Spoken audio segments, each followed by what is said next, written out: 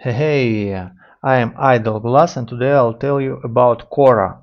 Corah it's a semi-idle MMORPG game, online RPG game, where you could play with another players, there are clans, PvP, and a lot of fun.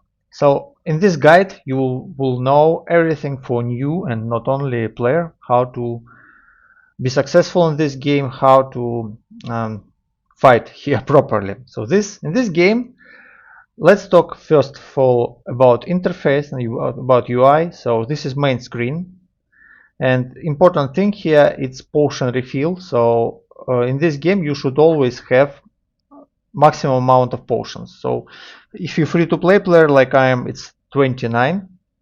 But if you like buy premium, you will be able to make this number bigger, like 90 healing potions. So after you get your healing potions, you press start adventure and you could check in. You could go to different monsters. When you just start, you could kill only bears. Yeah. So you appear at the fighting screen. You could press the button, and this way you can kill bears. I am too high level, so for bears I can't work. But let's go a bit higher. Let's fight with Amphani. So what we have at our battle interface.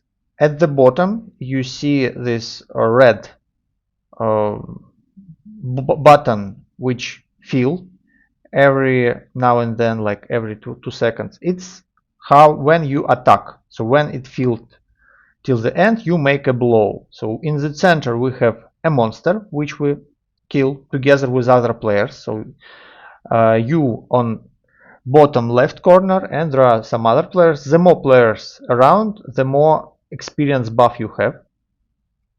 Then you have your experience, this small green line, it's your experience, line experience. Then your hit points, it's written on the top under your name. And also you could look at your hit points just by background. You see, as I am a mage, I have blue background. So you see now I drink the potion and now it become almost full. So see, this is your health. Or just look at these numbers. Uh, and the monster in the center, it's also, you could see his like hit points. He can make blows to you. You could make blows to him, and you could see like loot. On top of your character you could see last loot which you found, and also on top there is a chat where you could also see loot which drop. There are different channels, so most important it's normal, guild and whisper. That's what I use. So there are also a possibility to take quests. I do not recommend to take quests when you just start to play. Better to save this quest for like 90 level plus. So when you just start to play, do not spend these special scrolls for questing. They cost quite a lot. So better not to spend them when you're just starting. You do not need it. Then Horde, it's like a lottery which happens from now and then. If you attack monster, you could participate in it. There are fishing, so you could fish, like you just click it a lot of time and then you could get all the fish which you found with one click. There are encounter, it's mini game when you just as a dragon you fight versus different monsters, and then you could level up your dragon, feed him with a fish, by the way. Yeah. So it's quite it's not hard, no need to explain. And also underworld, it's high level content, we do not need it. Then we have two menus. Left menu, this one. So here we could look at our character and you could manage stats. It depends on your class. You could be warrior, like ranger, rogue, or mage. For mage, most important is intelligence. For like warrior, like strength. Rogue, dexterity. So main rule is to put everything into your primary attribute. So for mage, it's for example intelligence, and put to stamina. Stamina defines your hit points. Put to stamina enough points to survive. Because if you would have too low health, enemy will often kill you, which is not fun. So for me, my rule it's like 2 points to main stat, 2 intelligent, and 1 to stamina. But it's kinda, it might be different between, depends on the stage of the game, because when you just start to play, I used 1 to 1, but now I moved more to bigger intelligence. There are different stats, you could look at them, but kinda more interesting in this game, the most important thing, it's equipment. So if you would go to the back, you would see equipment of your hero. And here we have quite interesting choices which you have to do, which equipment to upgrade. So you, at first, you can get equipment from where? First, let me show it. There are like common monsters, like who have this blue frame, and special bosses which have red. So if you press at I button at any monster, you would see his drops. And monsters, these simple monsters, they do not drop much interesting stuff. So for example, this giant up, and he drops some weapons, which mostly you would sell. But next important, it's this boss, which called Goblin Thief, and he drop different equipment. So when you just start to play, you would already have some armor on you and a weapon. So what you should do, you should upgrade it a bit. Do not go too much. How to upgrade? You just click on the equipment, and here you would see the way to spend special gems which you found. At first it will be amethyst, so this amethyst you need to upgrade your weapon or armor. Thing is that after you upgrade it till +5, you could morph. What does it mean, morph? Morph, it's you make from common type of equipment, you could make special epic type equipment. Or if you morph epic, you could make legendary. So what you need? You need 5 greater amethysts. To get them, you need to merge regular amethysts. So you see, now I have 1. You spend 5 amethysts to make 1 great amethyst. So after we would merge 5, we go to our boots and press morph, and you see that we have range. It's random. Our improvement might be from 10 to 40%. So let's get our luck, let's try it, and what will happen? This item right now it's +5 because I improved it. It will become 0, but it will get bonus because of it become epic. And we burn another normal item. So to do it, you need another normal item, just regular rubbish item on your inventory. So let's morph. Yes. And you see, we made epic buff 16%. From 10 till 40 it can be, so the best it can be 40, but we rolled only 16. It's not really good. So everything which is less than half, it's bad. So what you might want to do, you might want to kind of throw it away, but not to throw it away, because you would need it anyway. This item you would need it to make legendary. So you would want to you want to try to get big epic buff percent or legendary buff. For example, look at my stuff. Epic buff, almost like perfect epic buff, and not bad legendary buff. So you could also not to do it manually, but to check market, other players, they trade items, and you could buy from other players items, and they are very cheap. I mean, like 20,000, it's nothing even for new player, because you get a lot of gold right on, and like you could also go AFK, by the way, and you would get after 8 hours like some dozens of thousand gold. So yeah, use auction house. You could, by the way, get this is quite free to play friendly game, because you could get premium currency by selling items on market for gems, you see, for these gems, or for the gold. So what I want to say, to tell that you should roll your items. You should try to buff them, to morph them, to enhance them, and get nice numbers. So it's what this game about actually. Most of the time, when you define your strategy, it's you should try to get good items. Another thing, what you could do here, you could craft stuff. Like there are professions. It's for new players. So there are like these underworld professions. It's high end because you need level 50 minimum to start going with it. But there are also professions for new players, and it's fishing, cooking, javelin. Most important, it's javeler and enhancing. So there is a pet stop, and at pet stop, you at first you have only one pet. Later on, you could hunt every day. You could hunt to get new pets, and these pets, they bring you these little gems.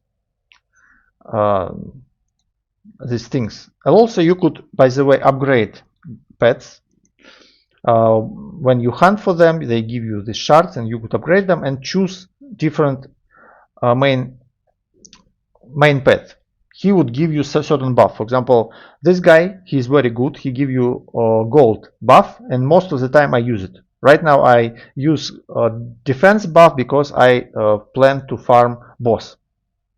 So for new players, it's good to have gold buff. The thing is that these pets, they bring you this special, I do not know how to call it, this orange things like gems, yeah, and you could use them to craft amulets or rings, or you could also use them on enhancing and craft runes. So you have to make choice where to spend these resources. Thing is that you could anything you could buy it on auction house. And by the way, it's when you click on any item on the bottom, you would see its market price. Quite good, very useful thing. So anyway, any choice will go all right. But I think javelin, it's more interesting thing because you roll very different stats on your javels which you make for rings, and it's interesting like to roll something very nice.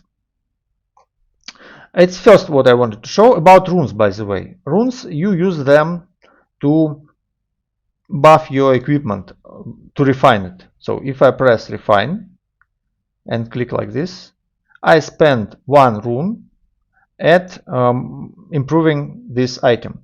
Thing is that I spend this rune because you see it's for level 1 till level 39. These runes for like 40 and higher, and this you see it made my item number on this item become green. So when you refine items, they kind of change color. So you see I have right now defense 20. If I refine it again, you see my defense become 21. So it's also another way to improve your equipment. So for example, my stuff, it's most important, of course, to enhance and refine your weapons. At first, it's your priority. So I full refined. Thing is that if you die, if monster would kill you, you would lose enhancement, like one rune. It's not a big deal actually, because you always can these runes, they are not too expensive at start, and you get them. Monsters drop them, you could craft them, so it's not a big deal. But yeah, you should try not to die. How not to die? To not to die, you should go to town all the time and refill your potions. So it's the way how you survive. And also when there is a choice where to fight, try to fight with where most amount of other players, but also there is a hint, like what I noticed, that the best way when you just start to play is to fight weakest monsters which you could. So this turtle, I can't fight it. You see, it tell me you go to next monster because I am too high level. But so right now I'm fighting with this guy. So mutant scavenger. Thing is that you should kind of try when you just start to play it, at least to fight with the weakest ever monster, because this way you do not need to be afraid to die, first thing. Then you can like do not go to town too often. So because when your potions, when they would end, then you need to go to refill them, and you need to do it every one now and then. So okay, there are like two strategies. If you are active player, if you can have time and you all the time this game is turned on and under your nose, then it's better, more experience efficient to fight with most powerful monster. Yeah, but if this game you can work and it's just on your phone, from time to time it's ringing notification that you should go somewhere, then actually it's better to kill weak monsters, because this way you wouldn't need to go to town. So yeah, you need to make choice. This game, it could look simple at first, but there are quite interesting choices happen and it's fun. Another thing which you should do at once, it's join guild, because when you join guild, guild give you bonus. For example, my guild give bonus 15% experience, which is nice, and even more.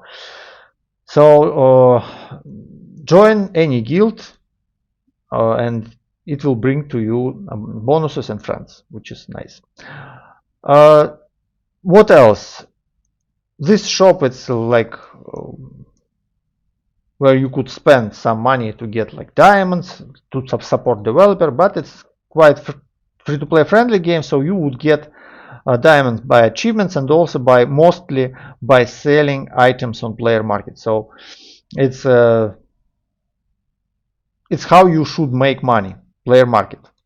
At high end gameplay, at end game, you like spend most of the time at player market, as always in most idle RPG games. Next thing, it's skills. So skills quite